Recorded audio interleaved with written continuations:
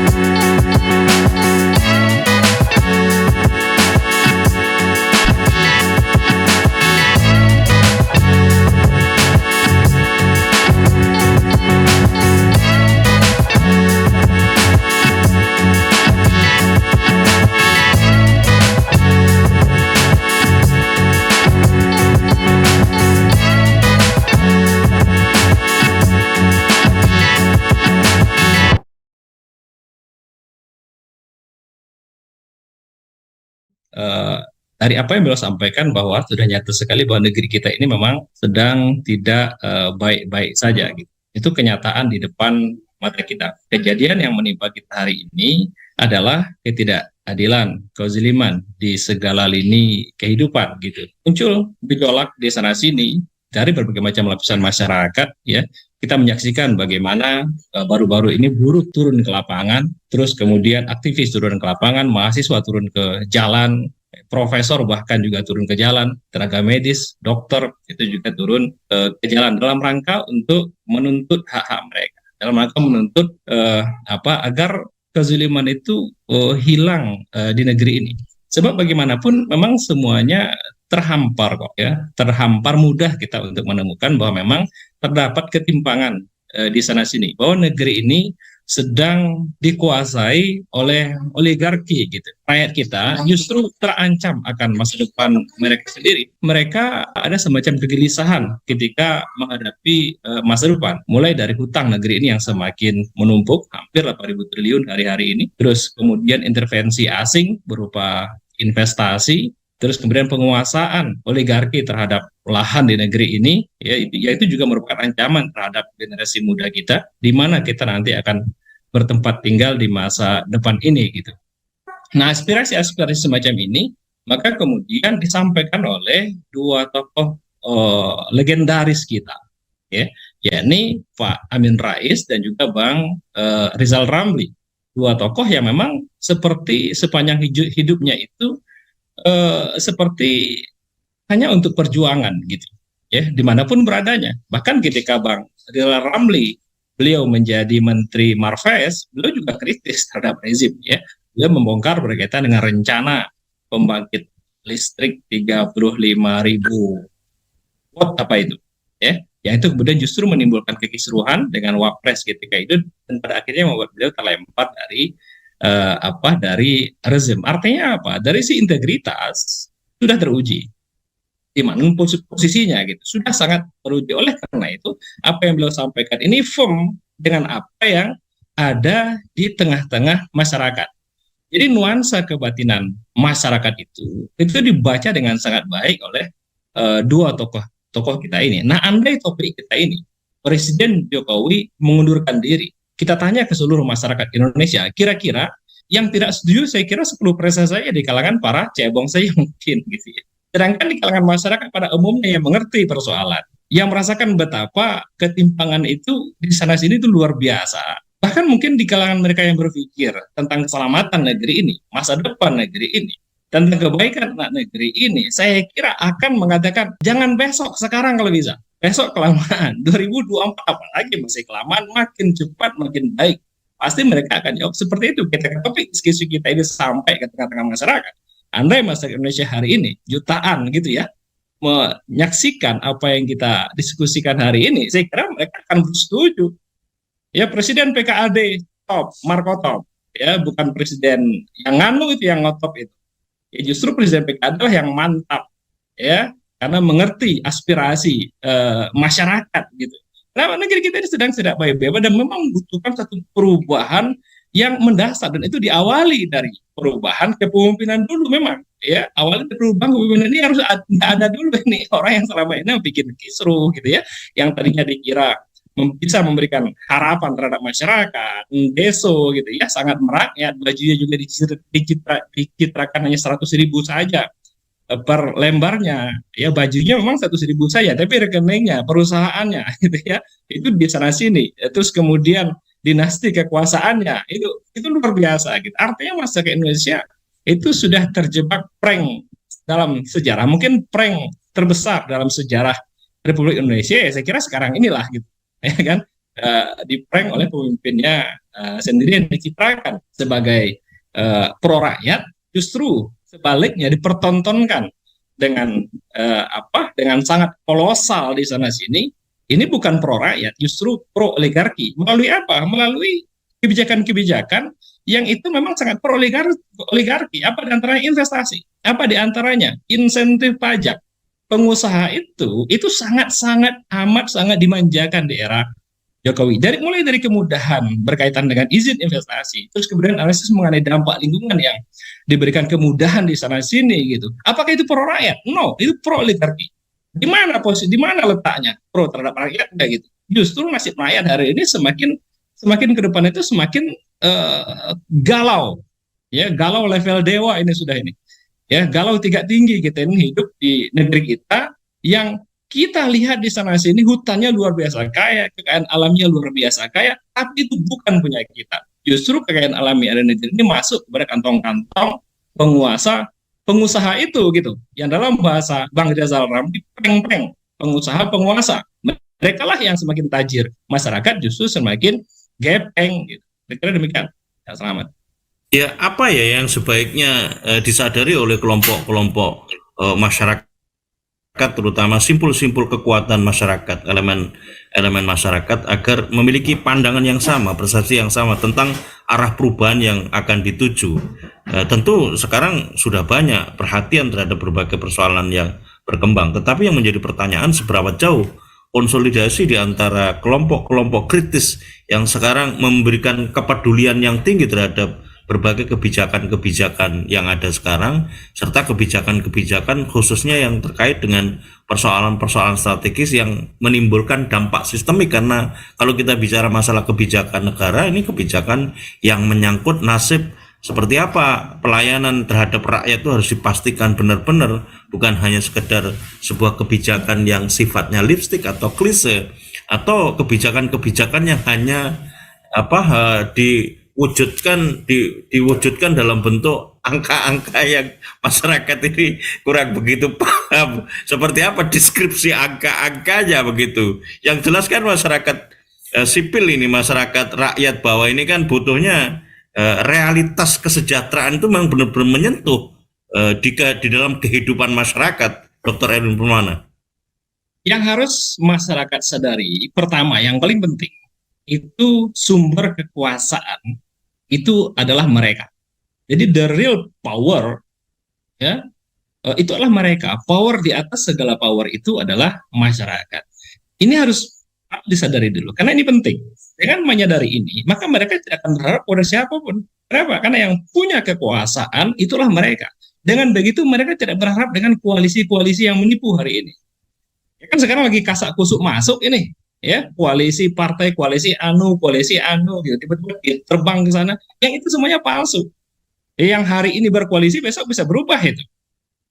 Ya, apa yang bisa kita harapkan dengan kepalsuan-kepalsuan semacam itu? Sampai kapan kita akan ditipu oleh kepalsuan-kepalsuan semacam itu? Gitu. Oleh kan itu nggak ada yang bisa diharapkan berkaitan dengan konstelasi politik yang sedang dijalin oleh dalam bentuk koalisi-koalisi itu nanti akan menuju yang akan mengarah kepada kontestasi politik. Ya, karena itu power yang utama itu masyarakat, bukan partai politik, bahkan juga bukan pemilu 2024. Pemilu 2024 itu bisa terjadi, bisa saja tidak terjadi. Bisa terjadi dengan kalaupun terjadi, sebagaimana pemilu-pemilu sebelumnya yang sama sekali juga tidak akan membawa hasil yang signifikan terhadap kondisi negeri ini.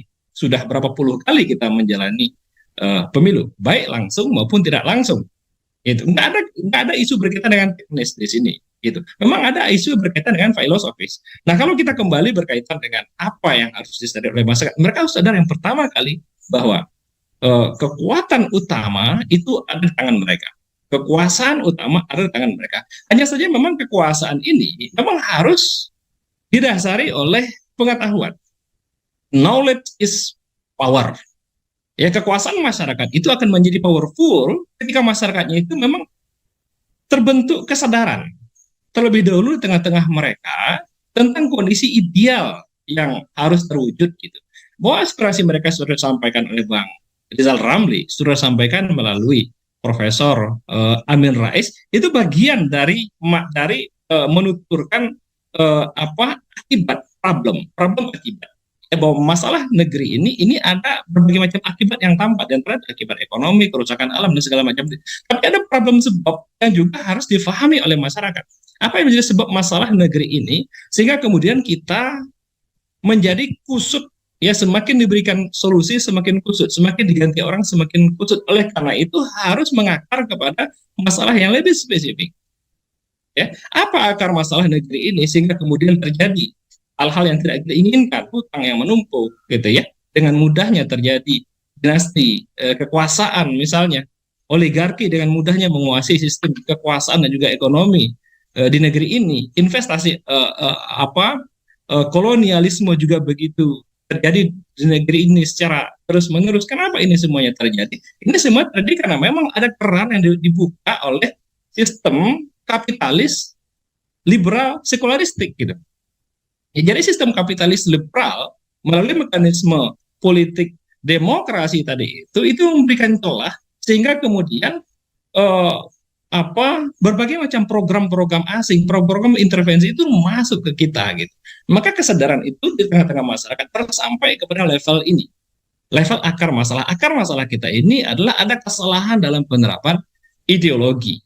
Oleh karena itu, yang menjadi PR utama kita, yang menjadi amal soleh kita, persembahan terbaik kita untuk negeri ini adalah mengganti kapitalis sekuler yang telah membuat kita bangkrut hari ini, yang membuat kita tidak jelas masa depan kita hari ini, itu diganti dengan yang menyelamatkan kita semuanya. Apa ideologi yang menyelamatkan kita semuanya? Islam. Itu sistem ekonomi Islam misalnya. Ketika kita berbicara berkaitan dengan angka tadi itu. Dalam Islam, yang namanya angka, ukuran kesejahteraan itu nggak pakai ribet. Tolok ukurnya tolok ukur yang sangat mikro. Kalau dalam perspektif kapitalis, tolok ukur kemajuan ekonomi, tolok ukur kesejahteraan ekonomi itu tolok ukurnya tolok ukur yang sangat makro, pertumbuhan ekonomi. Ekonomi tumbuh, maka itu dikatakan berhasil. Tanpa pernah dideskripsikan siapa yang menikmati pertumbuhan itu. Pertumbuhan ekonomi pada hakikatnya sebetulnya pertumbuhan kekayaan oligarki. bukan pertumbuhan kesejahteraan masyarakat. Kenapa? Karena jumlah keseluruhan gitu ya, berapa jumlah ekonomi secara agregat tumbuh secara keseluruhan dibandingkan dengan tahun sebelumnya. Udah, kalau lebih dibandingkan dengan tahun sebelumnya ya berarti itu tumbuh. Kalau sama dengan tahun sebelumnya berarti nggak tumbuh, kalau kurang dari tahun sebelumnya ya berarti nggak, berarti minus kan gitu. Lah kita nggak tahu siapa yang menikmati itu. Ini yang dikritik oleh ekonom peraih Nobel Joseph Stiglitz. Ya, bahwa ukuran ekonomi itu bukan ukuran kesejahteraan, ukuran pertumbuhan ekonomi itu bukan ukuran kesejahteraan gitu. Kenapa? Karena memang tidak bisa memotret pemerataan di tengah-tengah masyarakat.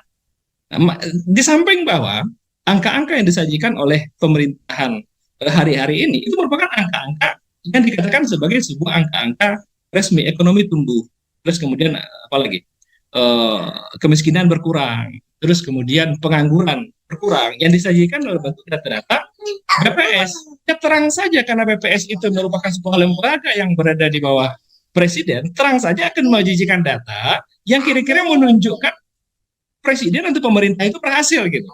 Nggak akan mungkin dia menunjukkan data-data yang itu kira-kira akan menunjukkan kelemahan presiden itu sendiri, bisa dipecat itu kepala BPS-nya gitu. Jadi karena itu ini perlu ada ukuran-ukuran yang lebih spesifik yang tidak memungkinkan bagi para penguasa itu menipu lewat angka. Ya, data-data statistik, data-data BPS itu merupakan data-data yang memungkinkan bagi penguasa untuk melakukan tipu-tipu di situ. Itu. Ketika sekarang dikatakan bahwa kemiskinan di Indonesia itu angkanya adalah 10% atau 9,6%, sekitar segitu. Ya, kemiskinan Indonesia yang angkanya itu sekitar 26 juta jiwa. Tapi yang menjadi ukuran orang dikatakan miskin itu adalah 535.000. Ini kan aneh, dapat apa 535.000? Itu kan data-data yang kira-kira membuat penguasa itu senang.